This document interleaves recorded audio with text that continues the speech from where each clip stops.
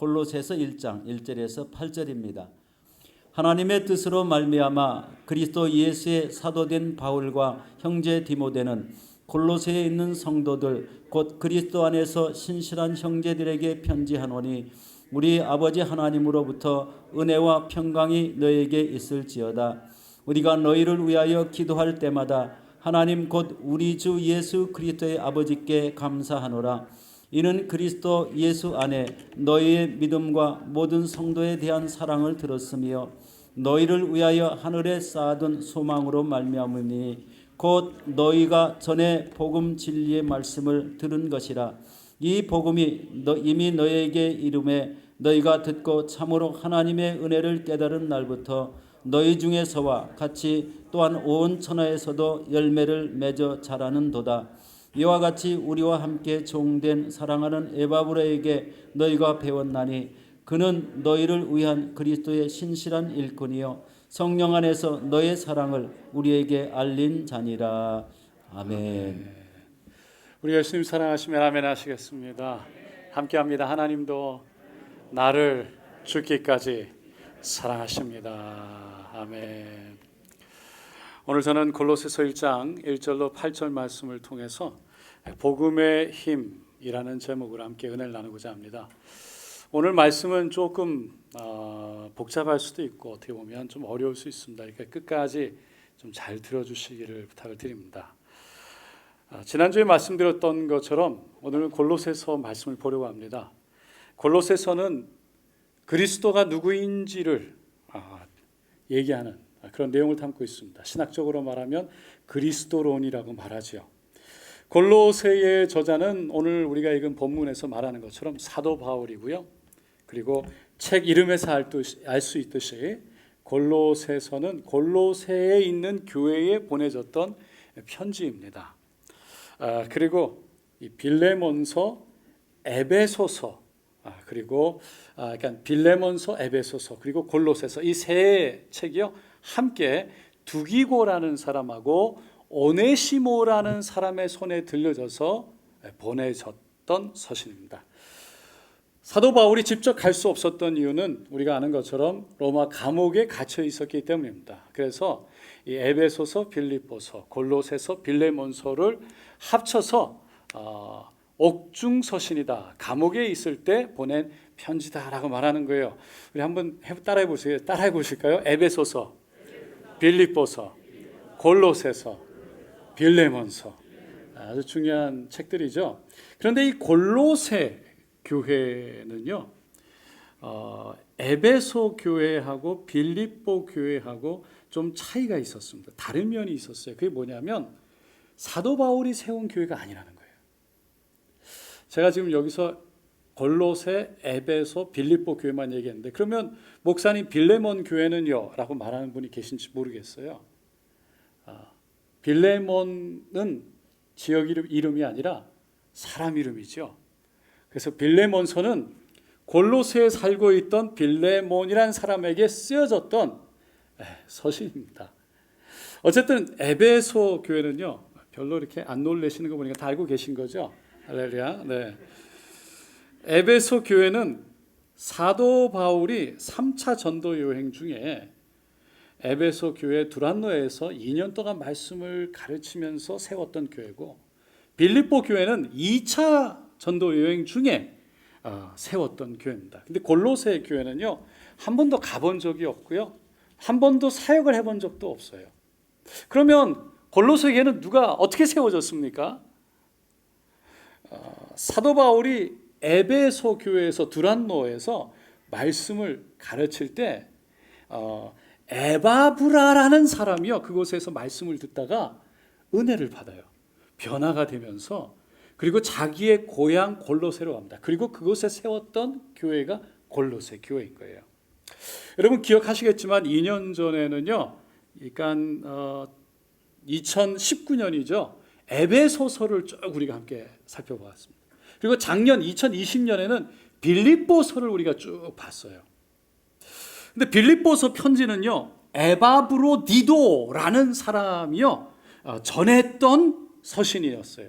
그런데 지금 에베소하고 골로새서는 두기고 오네시모라는 사람을 통해서 전달됐대요. 근데 이 두기고하고 오네시모에게요, 이 에베소서, 골로새서 그리고 빌레몬서 이 세 서신을 한꺼번에 보낸 거예요. 그러니까 한 번 여행길에 이 세 개의 편지를 들려서 보냈던 겁니다. 여기에서 우리가 질문하게 되는 건, 그러면 왜 사도 바울이 에베소 교회, 빌립보 교회, 그리고 골로새 교회에게 왜 다른 말씀을 그렇게 적어서 보냈나요? 같은 말씀 보내지 않고? 라고 질문할 수 있을 것 같아요. 같은 말씀으로 보내면 그냥 똑같이 적어서, 그 다 교회들인데 그러면 좀 쉽게 보낼 수도 있고, 뭐 일일이 다 적어서 이렇게 할 필요도 없었을 텐데 왜 그랬을까요? 각 교회마다 처해져 있는 상황과 그리고 환경이 달랐기 때문이에요. 그러니까 그 교회에 꼭 맞는 말씀을 보내려고 했던 거예요. 여러분, 우리가 기억을 좀 더듬어 보면은요, 에베소서는요, 교회란 무엇인가, 교회론에 대해서 기록되어졌다고 그랬어요. 그래서 교회론에 대한 말씀을 중심으로 해서 성도들이 해야 할 신앙생활이나 어떤 것이다라는 것을 쭉 적었다 그랬어요. 빌립보서는요, 기억나세요? 기뻐하라. 내가 다시 말하노니 기뻐하라. 이 기쁨에 대해서, 그 성도가 그리스도 안에서 누릴 수 있는 이 기쁨에 대해서 그렇게 말씀을 전한 거예요. 근데 골로새서는 그리스도란 누구인가에 대한 말씀이라고 그랬어요. 그럼 왜 그렇게 다른 말씀들을 각 교회에다 보냈어야 했을까? 에베소 교회는요, 사도 바울이 아까도 말씀드렸지만 2년 동안 매일 두란노 서원에서 말씀을 가르쳤던 거예요. 그러니까 어떻게 보면 기본적인 것, 예수란 누구인가에 대한 아주 기본적인 거에 대해서는 그야말로 수도 없이 들었고 너무나 잘 알았던 거죠. 그래서 뿐만 아니라 이 마지막 전도 여행 중에 3차 전도 여행을 마치고 이제 예루살렘으로 가면 잡히는데, 그 전에 밀레도라는 곳에 가서 이 에베소 장로들을 청해 가지고 함께 기도하잖아요. 그걸 보면은 에베소 교회는요, 이미 장로들이 세워져 있는, 그러니까 안정이 되어 있고 조직이 잘 갖춰진 그런 교회였다는 거예요. 그래서 이미 안정된 교회, 에베소 교회에게 필요했던 가르침은 시간이 오래 흘러가면서 안정되어 있다 보니까 자기들도 모르게 저절로 세워졌던 전통, 교회 안의 전통, 율법들이 이렇게 만연해 이렇게 쭉 잡혀 있다 보니까 그 안정 속에 자기도 모르게 빠지는 자기 만족, 자기의 평안 속에 너무 쉽게 그 안에 들어가지 말고, 정말 하나님의 교회란 무엇인가, 진정한 하나님의 교회, 그리스도의 몸된 교회가 무엇인가를 알아서 그런 교회 되기를 위해서 힘쓰는 교회가 되라. 그러기 위해서는 다른 복음서, 다른 데는 서신은 없는데요, 에베소서에만 영적 전쟁, 마귀를 대적해야 되는데, 마귀를 대적하기 위해서 전신갑주를 입어라 라고 강력하게 말하고 있어요. 빌립보 교회는요, 사도 바울에게 참 특별한 기쁨이 됐던 교회입니다. 왜냐하면 사도 바울을 참 많이 사랑한 교회예요. 복음 전도 사역을 한다 그러니까 필요한 성금을 2번이나 모아가지고 사도 바울에게 보냈습니다. 뿐만 아니라 그 교회의 리더격이었던 이 에바브로디도를 사도 바울이 로마 감옥에 있다 그러니까 파송을 해요. 보내요. 에바브로디도가요, 빌립보라는 곳에서 정말 로마까지 배를 타고요, 막 걸어가지고 멀리 그 여정을 갑니다. 그리고 거기에 가서 정말 옆에서 열심히 사도 바울을 도왔어요. 섬겼어요. 그러다가 병이 나는 거예요. 죽을 뻔했어요. 근데 다행히 살아났어요. 그러니까 사도 바울이 옆에 둘 수가 없어가지고 에바브로디도를 다시 빌립보로 돌려보냅니다. 그러면서 그 손에 편지 하나를 지어서 보내는데, 그것이 바로 빌립보서였어요. 신학자들 중에는요, 이 에바브로디도가 어쩌면 아마 사도 바울이 2차 전도 여행 중에 여러분 기억나시겠지만 빌립보라는 곳에 가가지고요, 귀신 들린 여종을 꾸져가지고 그 귀신을 쫓아냈더니 뭐 사람들이 와가지고 잡아갔죠. 그래가지고 그냥 옷을 찢고 벗기고 매를 때려가지고 감옥에 가둬버리잖아요. 착고에 채워가지고. 그런데 사도 바울과 실라가 거기서 한밤중에 하나님을 찬양하는데 갑자기 지진이 일어나고 착고가 풀리고 옥문이 확 열리는 거예요. 그러니까 그 간수가 그 옆에 서 있다가 죄수들이 도망간 줄 알고 칼을 꺼내가지고 자결하려고 하는데 그때 사도 바울이 말리게 되죠. 그러면서 그 간수에게 주 예수를 믿으라. 그리하면 너와 내 집이 구원을 받으리라.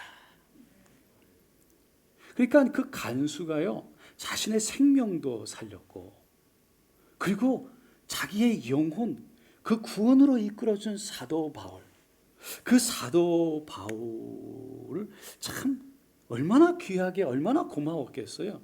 근데 그 에바브로 어쩌면 그 간수와, 그리고 그 간수와 빌립보 성에 처음 들어갔을 때 만났던 루디아라는 자매를 만나는데, 여러분 자주 옷감을 팔았던 루디아 자매 기억나세요? 그 두 사람을 중심으로 빌립보 교회가 세워진 거예요. 근데 그 간수가 얼마나 사도 바울이 감옥에 갇혔다니까 얼마나 보고 싶었겠어요. 그래서 신학자들은 아마 이 에바브로디도가 그 간수가 아니었을까라고 추측하는 사람들이 있습니다. 그래서 너무나 고마워서 그 멀리 빌립보에서 정말 로마까지 배를 타고 걸어서 정말 그 두려움 어려움을 마다하지 않고 갔던 거죠. 어쨌든 그렇게 자신을 걱정해주고 사랑해주는 빌립보 성도들에게 감옥에 갇혔다는 것이 어떤 고통인지를 옆에서 누구보다도 보았던 그 빌립보 성도들이요, 사도 바울이 또 감옥에 갇혔다 그러니까 얼마나 마음이 아팠겠어요. 사도 바울이 그걸 기억한 거예요. 그래서 야, 내가 감옥에 갇혔다고 슬퍼하지 마. 기뻐해라. 내가 다시 말하노니 기뻐해라. 왜? 예수 안에서 누릴 수 있는 기쁨이 있기 때문에. 그래서 그 기쁨으로 신앙을 지켜라 라고 강력하게 권면한 겁니다. 여러분, 골로새에서는 그런데 자신이 세운 교회가 아니라 그랬어요. 제자가 세운 교회였어요. 그러다 보니까 정말 그 교회에 가장 필요했던, 무엇보다 가장 기본, 가장 중요한 예수가 누구인가에 대해서, 그리스도론에 대해서 정말 강력하게 또 설명하고 적어서 보냈던 겁니다. 여러분, 사도 바울이 그렇게 한 교회 한 교회를 위해서 기도하고 그리고 묵상하면서 그 교회의 사정과 형편에 꼭 맞는 말씀을 적어서 보낸 걸 보면, 오늘 본문의 3절에서 말하는 골로새 교회를 위해서 기도하고 그리고 감사하다는 그 고백이요, 그냥 듣기 좋으라고, 그냥 교회를 향해서 적기 때문에 그냥 듣기 좋으라고 하는 말이 아니라는 걸 생각하게 되는 거예요. 깨닫게 되는 거예요. 3절 말씀 한번 다 같이 읽어보겠습니다. 우리가 너희를 위하여 기도할 때마다 하나님 곧 우리 주 예수 그리스도의 아버지께 감사하니라. 그러니까 그만큼 교회를 사랑했고요, 그만큼 정말 그 교회를 위해서 기도했고, 그리고 그 교회를 위해서 하나님 성령에 감동된 말씀을 한 글자 한 글자 정성스럽게 적어서 보낸 거예요. 그러면서 24절에 이렇게 얘기하죠.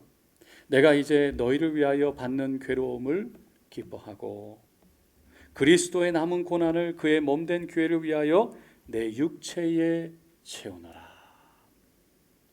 골로새 교회 성도들과 그의 몸된 교회를 위해서 그리스도의 남은 고난을 내 육체에 채우다. 그 남은 고난이라는 것은요, 갇힌 몸으로 로마에 간 것, 목숨을 걸고 그 로마의 왕 아그리빠 왕에게 복음을 전한 것, 그리고 지금도 로마 감옥에 갇혀서 만나는 사람마다 그 복음을 예수가 주님이라고 선포하고 나누는 그 수고를, 그 아픔을, 고난을 다 감내한다, 감당한다라는 거예요.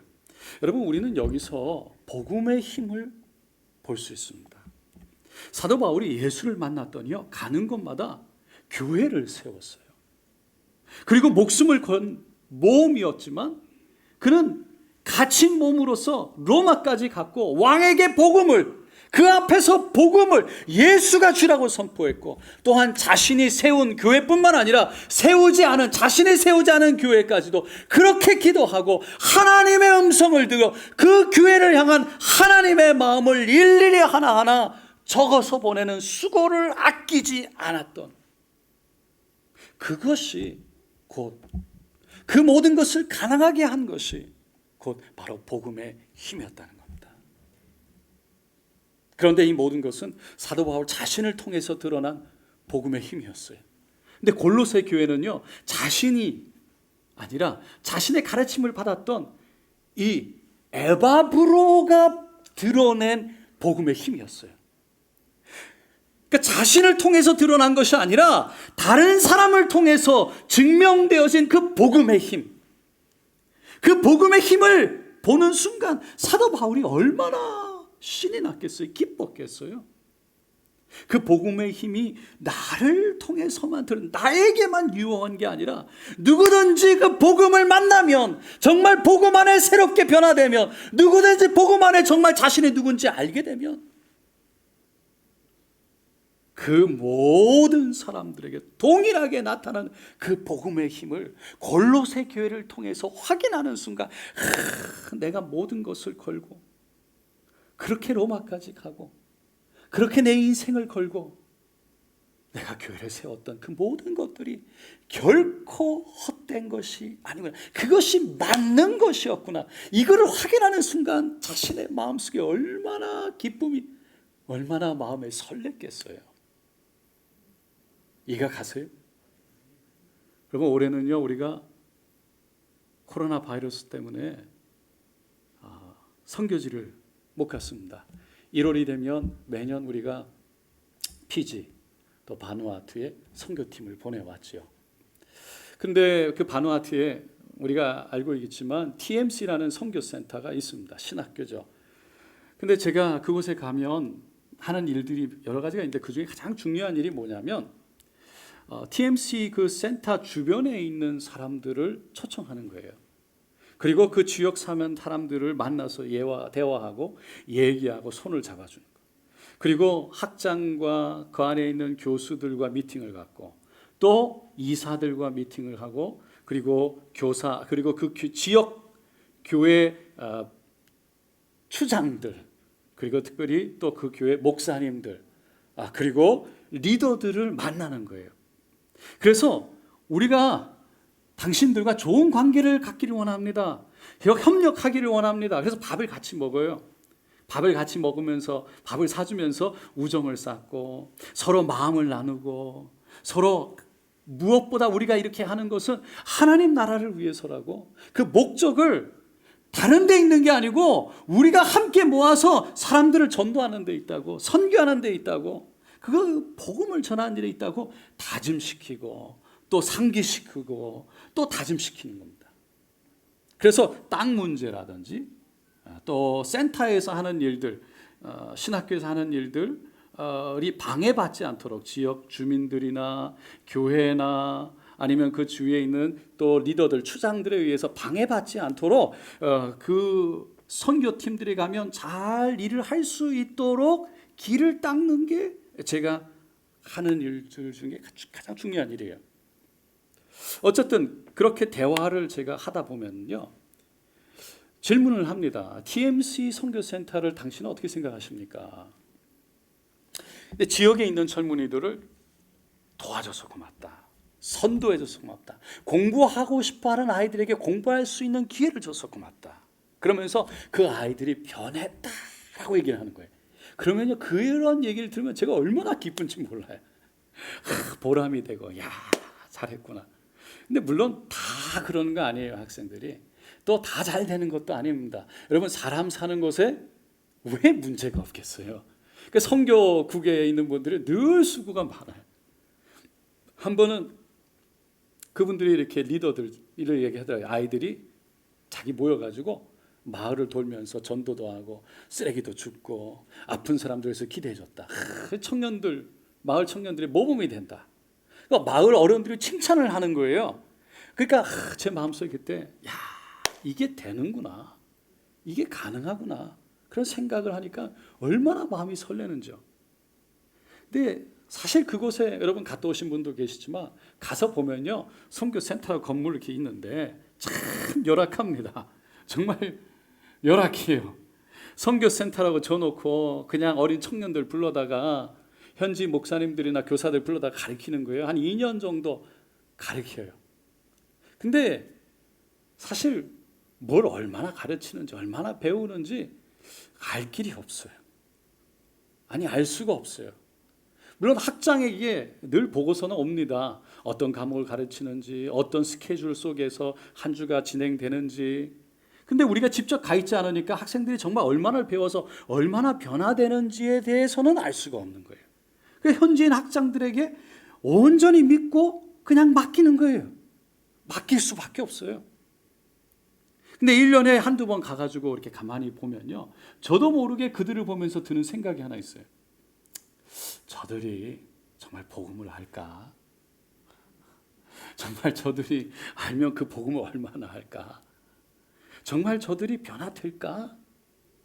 정말 저들이 졸업을 하면 산에, 그 마을에, 교회가 없는 곳에 선교사라고 해서 이렇게 보내는데 정말 그들이 그런 데 갈까? 정말 그들이 거기 가서 헌신할까? 저도 모르게 제 마음속에 의문이 드는 거죠. 근데 놀라운 건 정말 문명의 혜택을 받지 못해가지고 좀 미개하게 보이는 정말 까무잡잡한 피부의 사람들, 그 사람들이 자기들끼리 제가 알아들을 수 없는 언어들로 서로 가르치고 배우는 시간에 1년 반 2년을 하면서요, 약간의 후원만 있으면 자기도 한 번도 가보지 않은 그 부락에 가겠다라고 하는 학생들이 나온다는 거예요. 다는 아니지만. 그래서 우리가 지난번에 지었던 이카포 교회도 있고요, 지금 짓고 있는 로우나우르 교회에도 그런 학생들이 있습니다. 이게 바로 놀라운 복음의 힘이라는 거예요.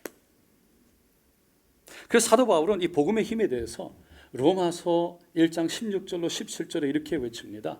우리 한번 다 같이 읽어보겠습니다. 내가 복음을 부끄러워하지 아니하노니 이 복음은 모든 믿는 자에게 구원을 주시는 하나님의 능력이 됨이라. 먼저는 유대인에게요, 그리고 헬라인에게로다. 복음에는 하나님의 의가 나타나서 믿음으로 믿음에 이르게 하나니 기록된 바 오직 의인은 믿음으로 말미암아 살리라 함과 같으니라. 복음에는 구원하게 하는 능력, 변화시키는 힘이 있다는 거예요. 그래서 전혀 무너지지 않을 것 같은 그 로마가요, 복음 앞에 무릎을 꿇고 그 유럽이, 온 세계가 변화된 거예요.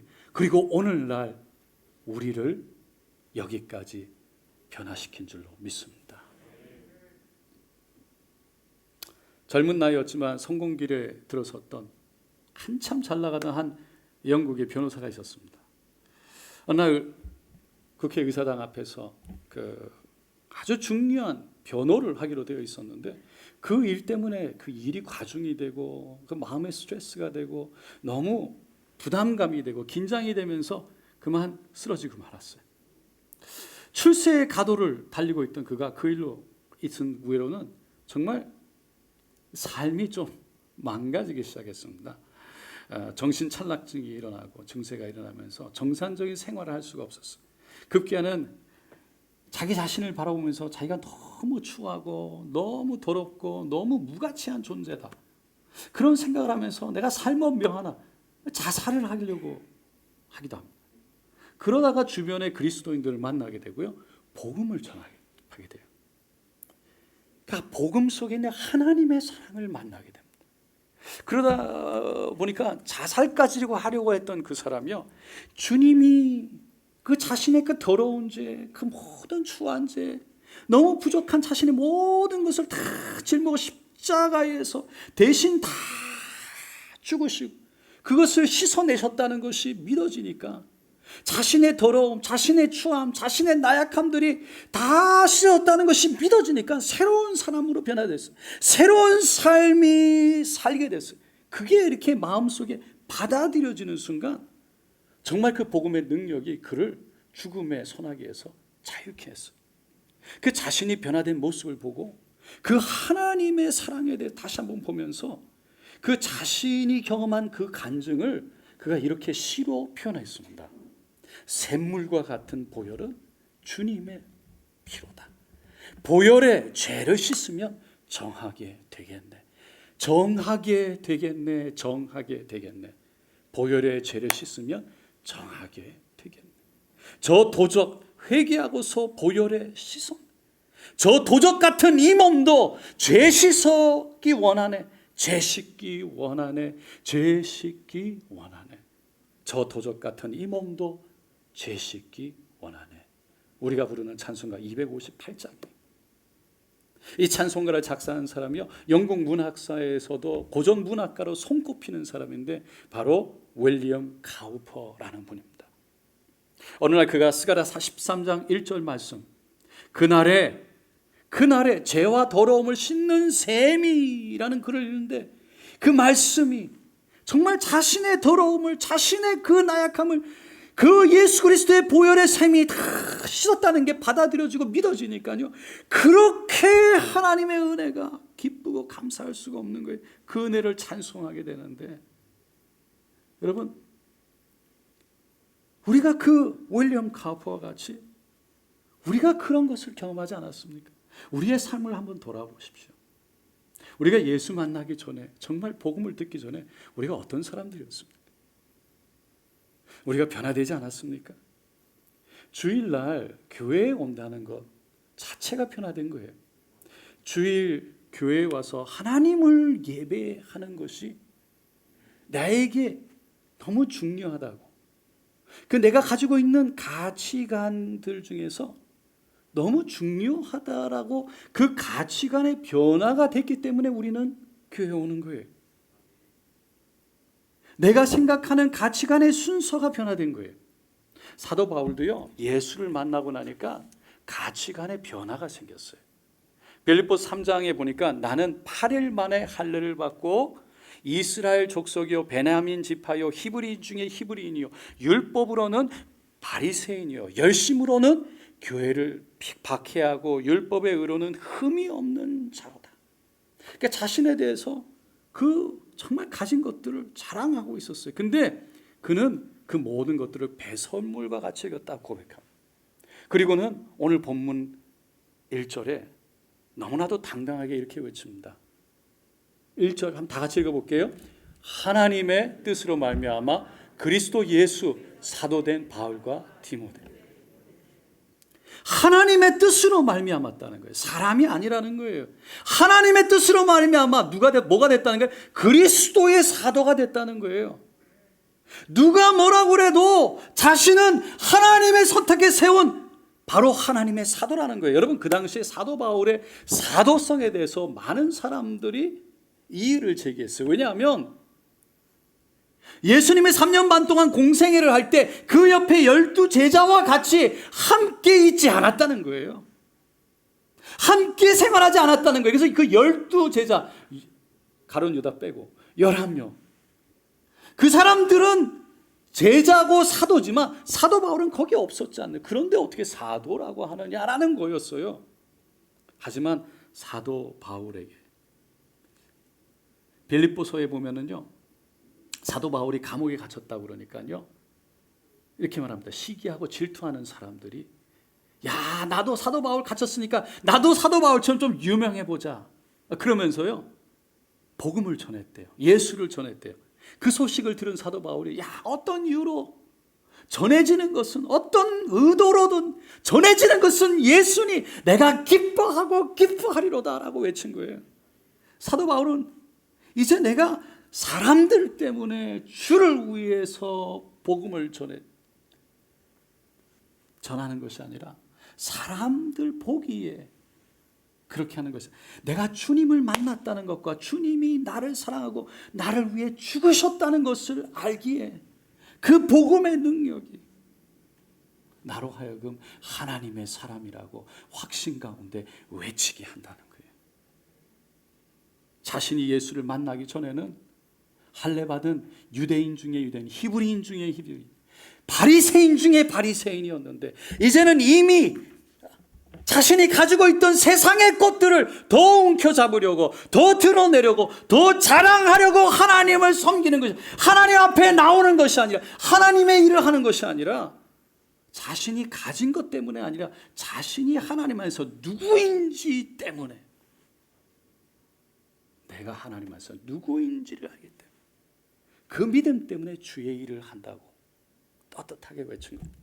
이것이 사도 바울에게 임한 근본적인 정체성의 근원적인 변화였어요. 오늘 본문에 나오는 골로새 교회에서도요, 사도 바울이 전한 복음을 들은 에바브라가 가서 그 복음을 다시 전했더니 그 복음 때문에 놀라운 변화가 일어납니다.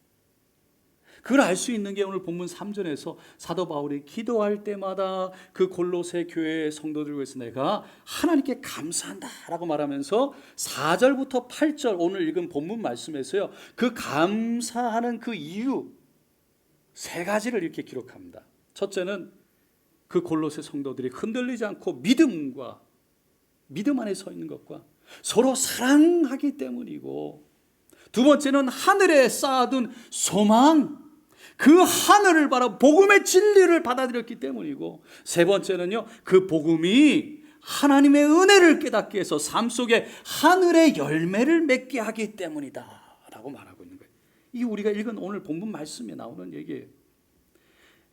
그래서 그 사람들이요, 이제는 하늘 가치관을 갖고 복음 안에서 믿음으로 살아간다는 거예요.